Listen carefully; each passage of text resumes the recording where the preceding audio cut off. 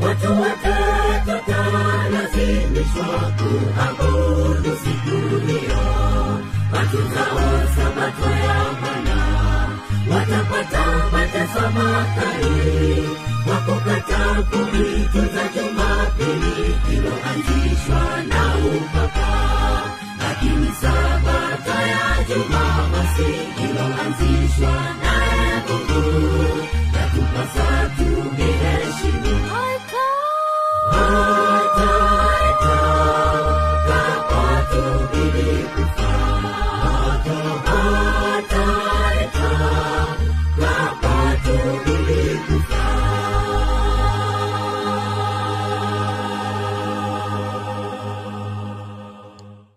Wapendwa katika Kristo, tuko hapa katika eneo la Bupandwa katika halmashauri ya Buchosa. Tuko hapa na watumishi wa Mungu kwa ajili ya kuendelea kuweka mambo bayana kuhusiana na imani, na hasa imani ya kanisa la Mungu la siku za mwisho, ya kwamba Mungu analo kanisa na kanisa lake hili limejengwa katika ukweli wa neno la Mungu. Na hapa niko na mtumishi wa Mungu, atajitambulisha kwa majina yake vyema. Mtumishi wa Mungu Malagira atatueleza katika safari yake ya imani na hata mpaka kufikia uamuzi wa kuweza sasa kuchukua uamuzi wa kurudia katika imani ya Waadventista wa Sabato wa awali, tukimaanisha ya kwamba yeye amekuwa mshiriki katika mfumo wa General Conference ambayo twaifahamu katika wakati huu, lakini katika kuchunguza ule ukweli na kuona kwamba imani ya Waadventista wa Sabato hakika imeachwa na imetengenezewa maridhiano ili ya kwamba mfumo huo uingie katika ushirika na madhehebu mengine kutengeneza kitu kinachoitwa muungano wa makanisa. Kwa hiyo mtumishi yuko hapa kuweka bayana ya kwamba yeye yuko katika kusimama na kuhakikisha ya kwamba ile imani ya Waadventista wa Sabato wa awali yeye ndiye amerudi kuishikilia, na anatamani wale ambao mnasikiliza watu wa Mungu muweze kutambua ukweli huu na ya kwamba tuweze kuokolewa. Mtumishi wa Mungu, mtumishi Malagira, karibu sana, wasalimu watu wa Mungu kisha tuendelee na mazungumzo haya. Karibu sana. Bwana Yesu asifiwe. Amina. Tunapenda kumshukuru Mungu aliyetupatia uzima na kututunuku, kutupatia uhai katika maisha ili kusudi lake likamilishwe kama yeye binafsi alivyokusudia. Kwa jina naitwa Michael Malagira. Mimi ni mzaliwa wa Mara. Amina. Ya. Amina. Simoji naitwa Bunda. Amina. Lakini niko huku Sengerema. Amina. Kwa majukumu ya maisha. Amina. Lakini katika hayo, katika kuamini kwangu, mimi nimezaliwa katika kanisa hili la Waadventista wa Sabato. Sio mwongofu. Amina. Ni muumini ambaye nimezaliwa. Amina. Chini ya wazazi wangu. Amina. Nimekuwa katika misingi ya kanisa la Waadventista wa Sabato, na sasa ni takribani niko ndani ya kanisa miaka 42. Kwa hiyo sio haba sana kukaa kanisani miaka 42 kanisani. Sawa kabisa. Ndio. Wapendwa katika Kristo, kwa kweli mtu wa Mungu anayo mambo ya kutuambia, na huu sasa ametuwekea utangulizi kuweza kuelewa yeye yukoje katika imani. Kwa hiyo haya mambo ni kwa ajili ya kutusaidia katika safari yetu ya imani, na hivyo basi tunapoendelea na mazungumzo haya, basi tuweze kuomba uwepo wa Mungu uendelee kuwa pamoja nasi katika mazungumzo haya. Basi na tuombe. Baba yetu wa mbinguni, tunakushukuru katika wasaa huu. Watoto wako tupo kwa ajili ya kuweka bayana shuhuda hizi kwa ajili ya ukweli wako ambao umewapatia watakatifu mara moja tu. Mtumishi wako Michael Malagira anayo mambo ya kuzungumza na watoto wa Mungu ambao wanaendelea kusikiliza katika pande kune za dunia hii. Mungu wetu, guse mioyo ya watoto wako wanapoenda kusikia ushuhuda huu kalete uongofu katika mioyo ya wale ambao wanaitafuta mbingu. Neema yako yatosha, tunaomba tukiamini katika jina la Kristo Bwana wetu. Amen. Amen. Nami kwa majina watu wa Mungu, sasa tunapoendelea Kwa majina naitwa mtumishi Paulo Komesha, niko katika eneo hili la Sengerema Upandwa. Kwa hiyo tuko kwa ajili ya kazi ya Injili na mtumishi wa Mungu kama mmoja ya askari wa Kristo katika kazi hii ya mwisho, yeye anao ushuhuda na mambo ya kutueleza kuhusiana na imani. Mtumishi wa Mungu, karibu sana. Asante. Ndugu zangu, nina mambo mengi ya kusema na yawezekana muda usitoshe katika kipindi hiki, maana tangu nimeukulia wokovu miaka 42 ndani ya kanisa sio haba. Kwa hiyo nimekusanya mambo mengi, na nikiangalia katika historia zangu za kumbukumbu zangu, sawa kabisa, nimefanya kazi ya utumishi nikiwa mdogo. Sawa, kazi ya uinjilisti. Sawa kabisa. Ni mwinjilisti wa mahubiri ya hadhara. Amina. Na nimeifanya kazi hiyo nikiwa kijana mdogo sana. Sawa kabisa. Bado niko shule ya msingi. Lakini nimetembea mpaka hivi sasa, sijaacha kazi ya utume. Amina, Mungu akubariki sana. Nimepitia nyakati nyingi, nimepitia vipindi vingi, tumepitia mafundisho mengi. Lakini kwa nini nakuwa na ushuhuda huu kusema? Katika nyakati tulizozipitia, mtu wa Mungu, ndio mtumishi, na kuliangalia kanisa tangu nilipoamini kanisa hili, ndio katika kuzaliwa, ndio wazazi walitutoa kwenye ile imani ya wazawa. Amina. Tukajifunza imani ya kumjua Mungu. Amina. Kwa hiyo japo tulikuwa tumezaliwa ndani ya kanisa, lakini bado wazazi walitufundisha imani. Amina. Tusiwe na imani ya wazazi. Sawa kabisa. Lakini nikiangalia picha halisi ya kanisa na mafundisho tuliyojifunza, kanisa linachuja. Sawa kabisa. Kanisa linaacha yale mafundisho ambayo yako kwenye msingi ya neno la Mungu na yanaletwa mafundisho ya kisasa. Maana yake kwamba kuna maridhiano.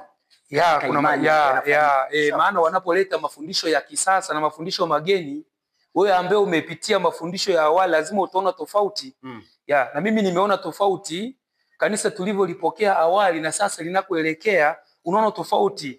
Na ndio maana nasema kuna tofauti kati ya mwongofu wa sasa hivi na yule wa zamani. Japo wote tunaitwa katika Kristo, kwamba hayupo mkubwa wala mdogo. Lakini kwenye swala la mafundisho, mimi nilivyoamini na nilivyofundishwa na wale wachungaji na wazazi na kadhalika, ni tofauti na injili ya sasa hivi. Kwa hiyo nitaona tofauti na yule ambaye anaamini sasa hivi. Maana anayeamini sasa hivi anajua ndivyo kanisa lilivyo. Yaani maana yake kwamba jina limebaki lile lile, lakini imani inabadilika. Kwa hiyo yule anayeamini sasa hivi ndio anajua Waadventista wa Sabato ndivyo wanavyoamini. Lakini mimi niliamini zamani, naona kuna tofauti ya tulivyoamini na wanavyoamini Waadventista kwa wakati huu. Asante sana.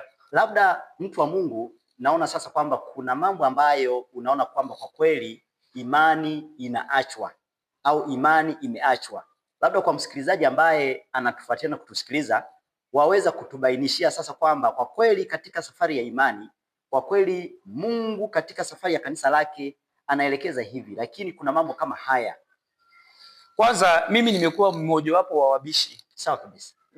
Nimekuwa mbishi sana. Yaani jinsi ninavyojifunza neno la Mungu, yaani umekuwa ukikataa mambo yanapoingizwa ya muda mrefu sana, kwa yale yanayokuwa yanatokea. Kwa unapokuwa mbishi au tunapopingana katika hoja, katika kusimamia ukweli, siwezi kupata nafasi hata ya kulisimamia kanisa. Ndio maana hata swala la uinjilisti nimelifanya, lakini kwa namna fulani fulani. Wapo wachungaji wanaokuja wanakubaliana na mambo fulani, mengine wanayakataa. Kwa hiyo sasa hivi na zaidi ya miaka karibu 8 sijafanya kazi ya uinjilisti kwa maana ya mahubiri ya hadhara. Lakini wachungaji fulani wanakuwepo, mnafanya kazi ya injili. Na unashindwa kuelewa, na unapouliza kwa nini nisingie kazini, majibu yanakosekana. Sawa kabisa. Sasa unashindwa kuelewa maana yake ni nini, na Mungu alituita katika wito wa kumtumikia. Lakini wale ambao wamepewa kusimamia kazi ya Mungu wanafanya mambo yawapendezayo, sio yale ambayo Mungu ameyakusudia. Sawa kabisa. Ndio.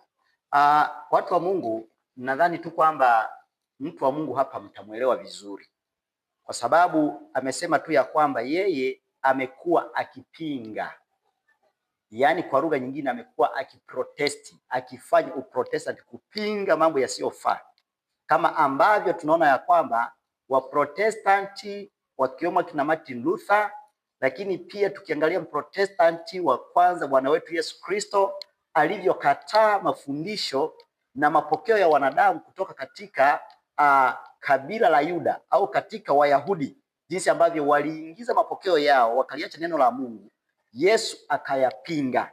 Lakini pia ukiangalia akina Martin Luther, akina John Calvin walivyopinga mapokeo ya kanisa Katoliki, lakini hao walihesabika kama ni wabaya, hawapendwi, ni watu ambao ni wazushi. Ndicho ambacho anakieleza mtumishi wa Mungu kwamba yeye ameendelea kupingana au kukataa mambo ambayo anaona kabisa kwamba hayafai na sio msimamo wa kanisa la Mungu, na anapoyapinga anahesabika kwamba ni mbaya na anawekwa pembeni, hata kwenye huduma hahusishwi. Kwa kweli, mtumishi wa Mungu, wasikilizaji wanahitaji kujua haya mambo ni yapi ambayo kwa kweli yamekuwa yakionekana kabisa kwamba yanapoonekana au yanapoletwa unakuwa sio msimamo wa kanisa la Mungu, na wewe ukijaribu kuyaweka vizuri kwamba jamani, neno linasema hivi, wanakuona mbaya. Labda unaweza ukatueleza hata kiasi au hata baadhi. Asante. Ndio.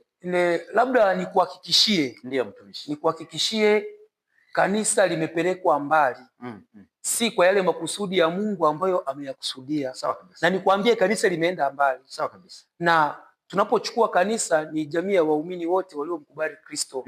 Lakini changamoto inakuja kwa wale ambao wamepewa dhamana, viongozi. Viongozi wamekuwa wamekinzana na kauli ya Mungu kuhusu ukweli ambao Mungu ameuleta kwetu. Na sielewi kusudi lao ni nini. Maana kama kusudi ni kuokolewa, watu waokolewe kwa ajili ya uzima wa milele, kwa nini analeta mafundisho ambayo sio ya neno la Mungu? Hiyo ndio changamoto, na nitakwambia nitapinga mpaka mwisho. Watu warudi kwenye misingi ya neno la Mungu, hata kama sio kanisa kwa ujumla. Wawepo watu ambao watakubali kusimamia misingi ya neno la Mungu. Kwa hiyo mimi nimejitenga kwa sababu kanisa limekataa kusimamia misingi ya kweli ya neno la Mungu. Hiyo ndio inakuwa changamoto. Na unashindwa kuelewa kusudi lao ni nini. Maana tunagombana sana na viongozi ambao wanalisimamia kanisa. Hawa ndio wanatuletea shida ndani ya kanisa. Kwa hiyo kwamba kuna mafundisho ambayo yameingizwa yaliyo kinyume na imani ya Waadventista wa Sabato. Na tunaona kwamba mtumishi wa Mungu anasema ya kwamba shida iko sio kwa waumini, shida iko kwa viongozi. Hebu haya maneno yake tuyapatie ushahidi wa kimaandiko tunapoenda kuangalia sasa mafundisho ambayo yameingizwa yaliyo kinyume na neno la nani? La Mungu. Yaani kuna mapokeo yameingizwa, mambo ya kipagani. Sasa amezungumza habari ya viongozi kwamba ndio ambao wanaonesha au wameleta ukinzani wa kuzuia nuru isiwafikie wale waumini na kuwabadilishia imani. Labda tusome katika kitabu cha Mathayo sura 23, tutasoma andiko hili, lakini pia tutasoma katika Shuhuda. Nabii wa Mungu Ellen G. White anazungumza nini juu ya hili jambo katika Mathayo sura 24, sura 23 mstari wake wa 37 hadi 39. Bwana Yesu anasema ya kwamba Yerusalemu, Yerusalemu, uwauaye manabii na kuwapiga kwa mawe wale waliotumwa kwako, ni mara ngapi nimetaka kuwakusanya pamoja watoto wako kama vile kuku avikusanyavyo pamoja vifaranga vyake chini ya mabawa yake, lakini hamkutaka. Angalieni, nyumba yenu mmeachiwa hali ya ukiwa. Kwa maana nawaambia, hamtaniona kamwe tangu sasa hata mtakaposema, amebarikiwa ajaye kwa jina la Bwana. Kwa hiyo tunaona kwa Bwana Yesu, baada ya kuingizwa mafundisho yasiyofaa na kuwasaidia Wayahudi warudie mafundisho ambayo kwa kweli kupitia kwa manabii na wazee wa imani Mungu aliwapatia, lakini wakayazika, wakaweka juu yake takataka za mila na desturi zao. Yesu anapoleta walipinga, na Yesu akamwona kama mzushi, lakini alijiondoa kwao na kuachana nao kwa sababu walikataa nini? Ukweli. Na walioleta shida hapa tunaona kwamba walikuwa ni viongozi kama ambavyo amesema mtumishi. Labda tuthibitishe hili pia kwamba walikuwa ni viongozi au huwa ni viongozi wakati mwingine. Ukweli sasa unapoletwa wazi, na nahitaji nisome kitabu kinaitwa Tumaini la Vizazi Vyote. Naamini kwa Waadventista wa Sabato kitabu hiki mnakifahamu, na mjumbe wa Mungu Nabii Ellen G. White ameandika katika kitabu cha Tumaini la Vizazi Vyote sura 23 inayosema ufalme wa Mungu umekaribia. Nasoma kwa Kiingereza, ni ukurasa wake wa 32 aya ya pili inasema ya kwamba kama vile ambavyo nuru na maisha ya watu vilikataliwa na mamlaka za kidini mnamo wakati za Kristo, ndivyo ambavyo vitu hivyo vimekuwa vikikataliwa katika kila kizazi kinachofuata baada ya pale. Historia ya Kristo kuondoka kutoka Yudea imekuwa ikirudiwa tena na tena. Wakati wana matengenezo walipolihubiri neno la Mungu, hawakuwa na wazo la kujitenga kutoka katika kanisa lililokuwepo, lakini viongozi wa dini wasingeivumilia nuru ile, na wale walioibeba walilazimika kutafuta kundi jingine la watu waliokuwa wana uhitaji huo ukweli. Katika siku zetu hizi, watu wachache miongoni mwa wale wanaodai wa kufuata nyayo za wana matengenezo wanahimizwa na roho ile ile. Wachache huisikia sauti ya Mungu na wako tayari kukubali ukweli ukiwasilishwa katika muonekano wote ule. Mara nyingi wale wanaofuata nyayo za wana matengenezo wanalazimika kugeukia mbali na kuyaacha makanisa wanayoyapenda ili kuweza kutangaza mafundisho ya kweli ya neno la Mungu. Na mara nyingi wale wanaoifuata nuru nao wanalazimika kuliacha kanisa la mababa zao kwa sababu ile ile ili waweze kutii. Kwa hiyo mtumishi wa Mungu ametueleza kile ambacho yeye kimemfanya sasa kwamba kujitenga na huu mfumo. Ameendelea kupinga na kukosoa kwa muda, lakini imefika mahali kwamba kama ambavyo Kristo alikataliwa, ndivyo naye kama mjumbe wa Mungu amekataliwa. Lakini kama ambavyo tumeambiwa ya kwamba watu wa Mungu wanalazimika sasa kutafuta kundi jingine ambalo linakubaliana na huo ukweli, ambalo ndilo kanisa la Mungu, ili kuweza kutangaza huo ujumbe. Sasa tuone mafundisho ambayo mtumishi wa Mungu anasema tu ya kwamba yapo. Yawezekana wewe mtu wa Mungu kujua ya kwamba kuna mafundisho ambayo leo yawezekana unafundishwa au yanafundishwa mkiambiwa au waumini wakiambiwa kwamba ndio imani ya Waadventista wa Sabato. Sasa tunahitaji kuyabainisha bayana ili ya kwamba na wewe uchukue uamuzi na ufate kile ambacho kwamba kinaelezwa hapa, na wewe ukitafutie ushahidi ambao utatolewa. Kama unahitaji kujiridhisha, tutasoma, kama ni vitabu tutatoa ushahidi kwamba hii imetoka wapi. Sasa mtumishi, nahitaji sasa watu wa Mungu wako tayari kusikia kwamba kuna mafundisho. Asante. Kuna mapokeo yaliyoingizwa. Sasa mtumishi, hebu karibu kwanza kwa ajili ya kulibainisha hili jambo vizuri. Asante. Kwanza kuna mambo ambayo yamenitokea sana kwenye utume wakati nafanya injili. Sawa. Mchungaji anakupangia cha kusema. Sawa kabisa. Anakuambia usihubiri ujumbe mgumu. Usihubiri unabii, usimhubiri mnyama, usimhubiri papa. Sasa kwa nini? Usiharakishe, unaharakisha unabii, unachochea. Sasa unashindwa kuelewa ni wakati upi ambapo kanisa litauonya ulimwengu. Na hali tunasema hizi ndizo siku za mwisho. Sasa ili unabii utimie lazima ujumbe usemwe. Lakini wanakupangia usiuseme. Kwa nini? Kwa nini usiuseme ujumbe? Na niwaambie, mpaka leo kanisa limeukataa ujumbe wake. Limeukataa kabisa. Leo hii hata vitabu vya nabii LG White viongozi wanaukataa. Juzi tu hapa imetokea hapa kanisani kwetu hapa. Mtumishi amesimama mimbarini akatoa ujumbe. Tena akachukua kitabu cha dhiki kuu juu ya matukio ya siku za mwisho. Akateremshwa. Akakatisha ibada, mzee wa kanisa akateremshwa. Akaambiwa huo sio ujumbe wetu. Na wanapopewa ujumbe wa neno la Mungu, ujumbe wa kweli, wanasema huo sio ujumbe wetu, ni wana matengenezo. Wanavikataa vitabu vyao. Sasa unafika wakati unawaambia sasa, kama kuna tofauti, leteni vitabu vyetu hapo, tuvifungue vitabu tuvisome. Vile mnavyoviamini, maana vitabu vya huku mmeshindwa kuviamini, leteni vile vyenu ambavyo mnaviamini. Kinachofuatiwa ni kwamba msiwasikilize.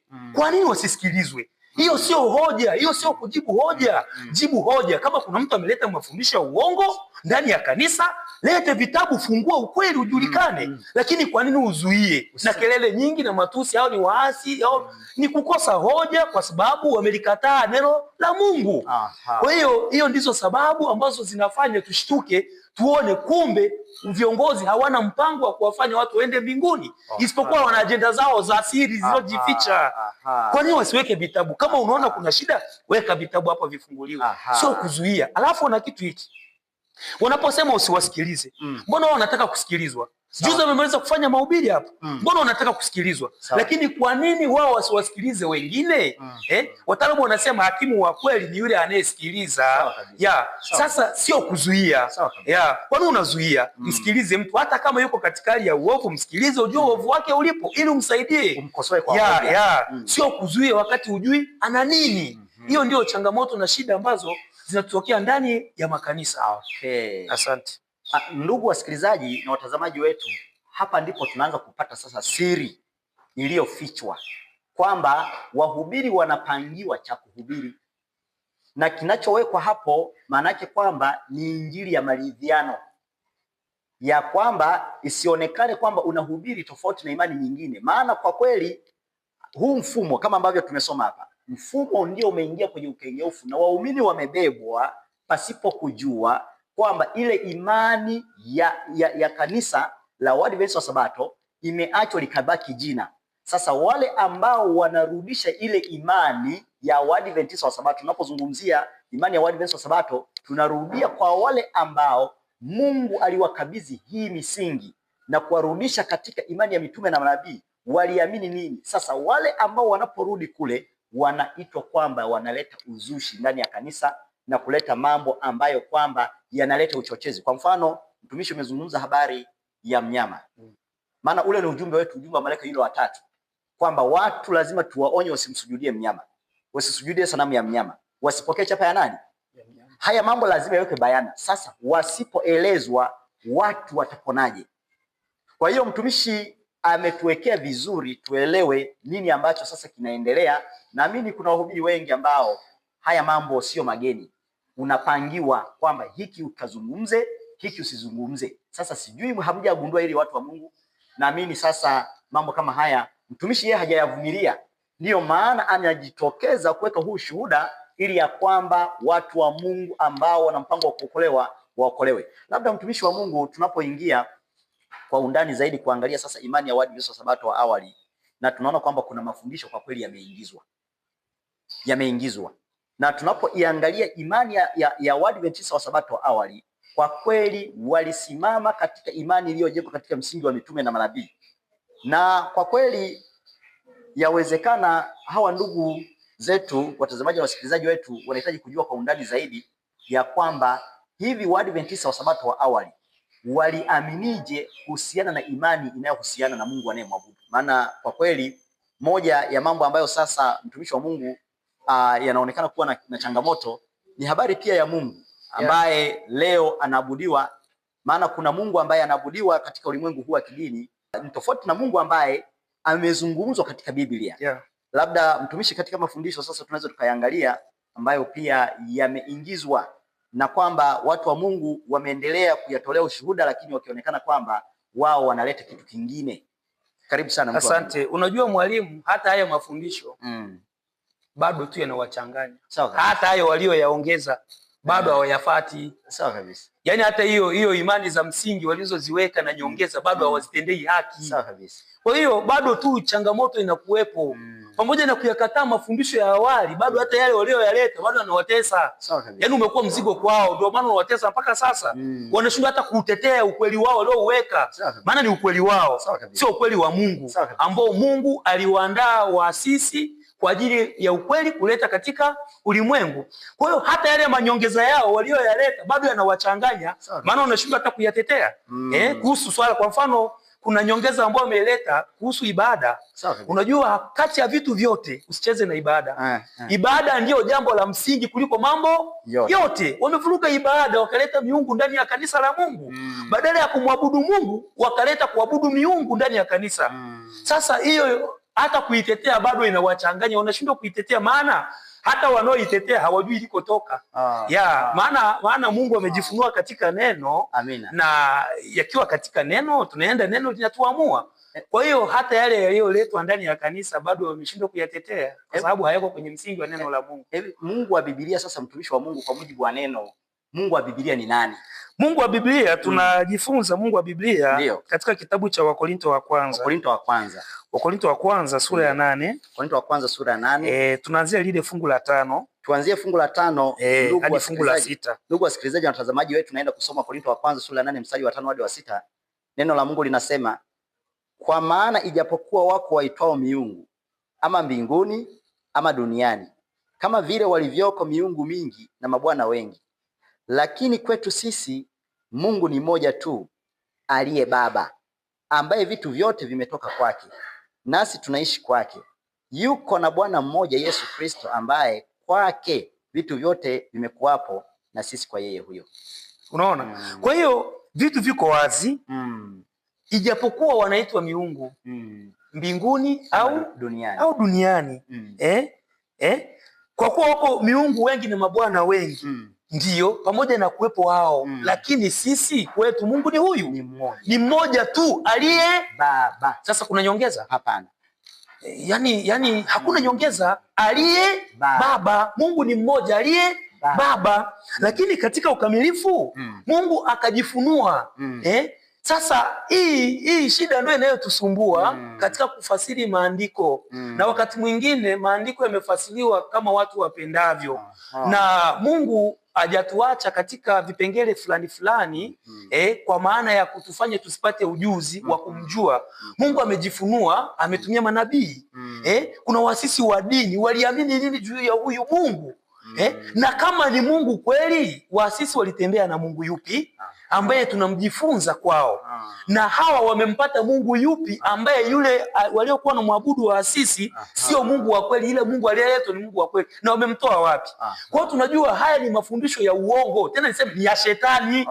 Kuwa na miungu ndani ya kanisa, sijui Mungu Baba, Mungu Mwana, Mungu Roho Mtakatifu, kwamba hao ndio wanatengeneza Mungu mmoja. Lakini ukimwangalia hata huyo Mungu wao unaomsema Mungu Roho Mtakatifu hana umbo. Mungu gani asiyekuwa na umbo? Sasa Mungu Roho Mtakatifu anaitwa Mungu Roho. Ukimuuliza imeandikwa wapi, wanakimbia Mathayo sura ya 28. Eti mkawabatizi. Sasa hiyo inamaanisha ya Mungu. Kwa hiyo vitu vinatuchanganya na vinauchanganya ukweli wa neno la Mungu. Asante sana. Sasa ndugu zetu, na hapa mtumishi wa Mungu anaeleza jinsi ambavyo kwamba imani ya kanisa la Mungu, na hapa amesoma andiko la Biblia, Wakorintho wa kwanza sura ya 8 mstari wa 5 hadi wa 6, habari ya Mungu wa Biblia kwamba ni Mungu mmoja tu aliye Baba, kwa maana ya kwamba ni nafsi moja. Kuna nafsi moja ya Mungu, lakini kuna Bwana mmoja Yesu Kristo mwana wa Mungu. Lakini tuiangalie hiyo imani kwamba je, ndivyo ambavyo pia Waadventista wa Sabato wa awali waliamini? Watu wa Mungu, kuna misingi ya awali ambayo inaitwa fundamental principles au kanuni za msingi, ambazo unaposikia Ellen G. White, James White, Uriah Smith na wengineo akina Joseph Bates walijenga katika hiyo misingi ambayo ilijaribiwa Mungu mwenyewe akiwafunulia na kuwapatia. Sasa waliaminije kwa habari ya Mungu? Mimi nisome katika Fundamental Principles za mwaka 1889 kila ambacho mtumishi wa Mungu amekizungumza hapa tukithibitishe. Msingi wa kwanza unasema ya kwamba kuna Mungu mmoja aliye na nafsi moja, wa kiroho, muumba wa vitu vyote, muweza wa yote, mjuzi wa yote na wa milele, asiye na kikomo katika hekima, utakatifu, haki, wema, ukweli na rehema, asiyebadilika, na yuko kila mahali kwa njia ya mwakilishi wake Roho Mtakatifu. Imenukuliwa Zaburi ya 139 mstari wake wa 7. Kwa hiyo Waadventista wa Sabato awali waliamini ya kwamba kuna Mungu mmoja tu aliye na nafsi moja, na huyu Mungu anakuwa kila mahali kwa njia ya uwakilishi wa Roho yake Mtakatifu. Ukisoma Zaburi ya 139 kwamba yeye kwa njia ya Roho yake, maana anatupatia Roho yake, Mungu anakuwa kila mahali. Lakini msingi wa pili, waliamini ya kwamba kuna Bwana mmoja Yesu Kristo, mwana wa Baba wa milele. Waliamini ya kwamba Yesu Kristo ni mwana wa Mungu.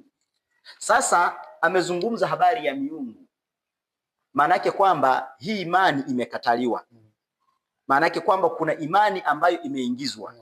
Na yawezekana watu wa Mungu, maneno haya yasiwe tupu, ikaje ikaonekana kwamba imani hii imebadilishwa. Tuna kitabu hapa, ili mtumishi anapoendelea tuthibitisha haya maneno. Kuna kitabu hapa kinaitwa Wanavyoamini Waadventista wa Sabato. Hiki ni kitabu ambacho kinatumiwa na mfumo wa General Conference kwa sasa, kikiwa kimebeba misingi tofauti na ile ambayo waliamini akina Ellen G. White. Na mtumishi wa Mungu hapa anapoeleza ya kwamba imani imebadilishwa, na ni kweli imebadilishwa. Mimi naenda kusoma ukurasa wake wa 5 kuyathibitisha haya, halafu nirudi kwa mtumishi. Ukurasa wake wa 5 wa kitabu hiki kinasema neno kuhusu imani za msingi za Waadventista wa Sabato. Tusikilize. Kwa miaka mingi Waadventista wa Sabato wamesita kurasimisha kanuni za imani katika maana ya kawaida ya neno hilo. Hata hivyo, mara kwa mara kiutendaji tumegundua kuwa ni muhimu kuandika kwa muhtasari imani zetu katika muundo uliopangiliwa. Sasa hiki kitabu kimeandikwa na chama cha wachungaji cha General Conference. Maana yake kwamba hiki kitabu wanakitumia, ni chao. Kwa hiyo haya maneno ni ya kwao, tunanukuu. Anasema hivi: mwaka 1872 kiwanda cha uchapaji cha Waadventista cha Battle Creek kilichapisha ufupisho wa imani yetu ukiwa na kauli 25. Hii ni misingi ya awali ya Waadventista wa Sabato akina Ellen G. White. Misingi 25 ilichapishwa mwaka 1872. Humu ndani hakukuwa na miungu. Kulikuwa na huyu Mungu mmoja mwenye nafsi hii moja. Na Yesu Kristo wakiamini ya kwamba ni mwana wa nani? Wa Mungu.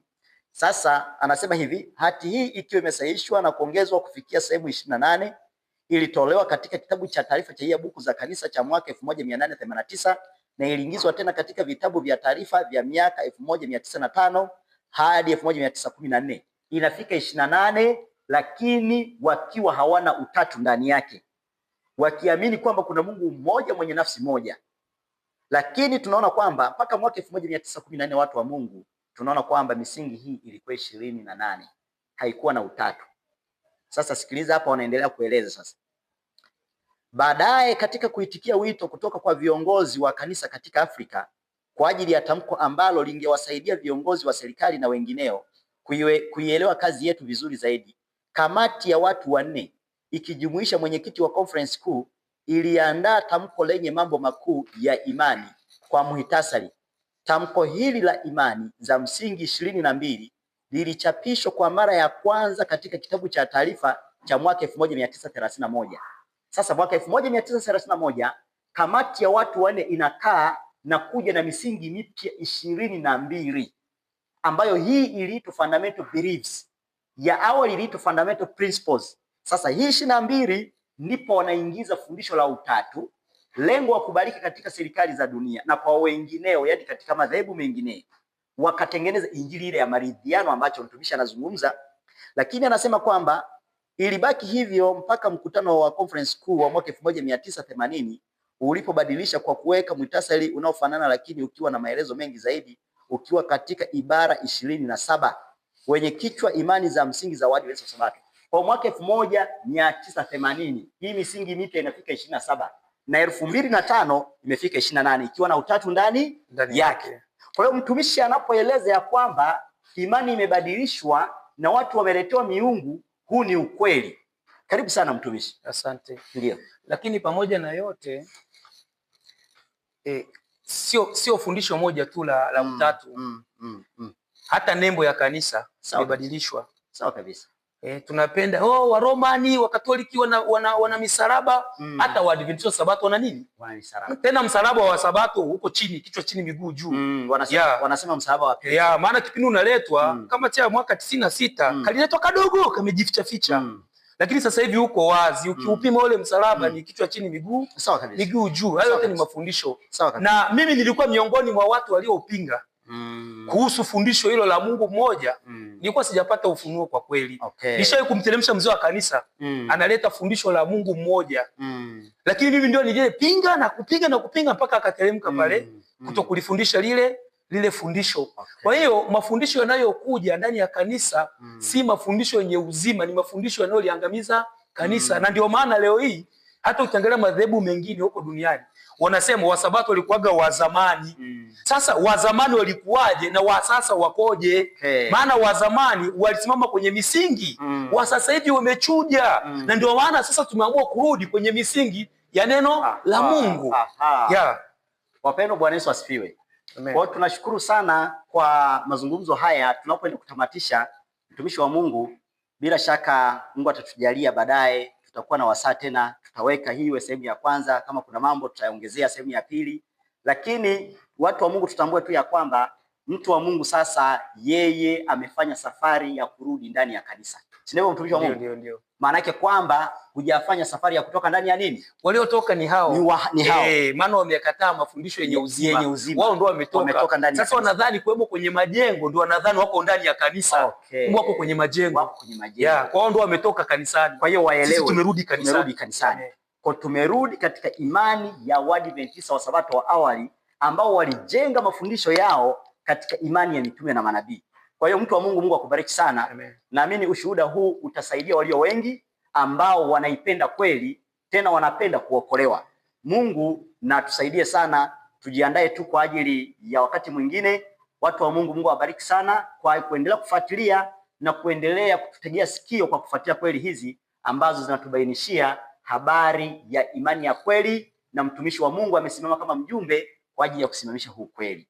Basi mtu wa Mungu, karibu kwa ajili ya ombi tunapotamatisha. Tunakushukuru Mungu wetu na Baba yetu kwa wema wako na ukarimu ambao umetutendea katika maisha yetu. Umetupatia ufahamu wa kujifunza ili tukujue wewe Mungu wa pekee wa kweli na Yesu Kristo uliyemtuma. Endelea kutusaidia na kulisaidia kanisa kwa ujumla. Wapo waumini ambao wameingia kwenye mkumbo lakini hawajui mambo haya yametoka wapi. Na unaowasumbua na kuwanyanyasa na kuwatesa ni viongozi, wachungaji. Wao ndio wanaovuruga kundi lako. Tunakusihi kwa mmoja anayepata kusikia ujumbe huu akapate kujua na akapate kuokolewa na jina lako litukuzwe.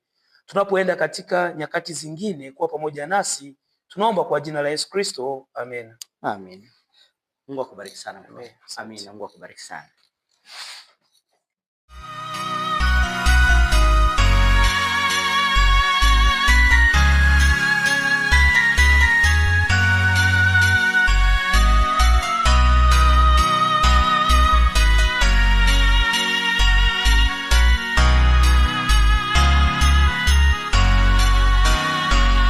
Dalili zinaonesha punde Yesu anarudi, ajali zaongezeka, vifo navyo vyakithiri, amani inatoweka pole pole duniani. Ipo siku iliyo ya amani ndugu.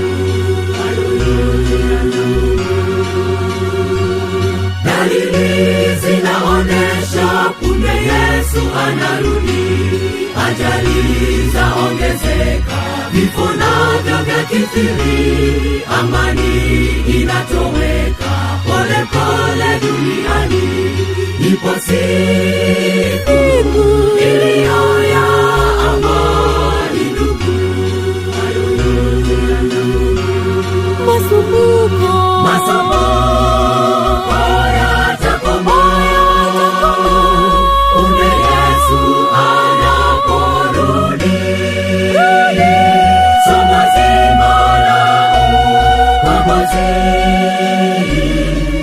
tutajifunza mbele za Yesu.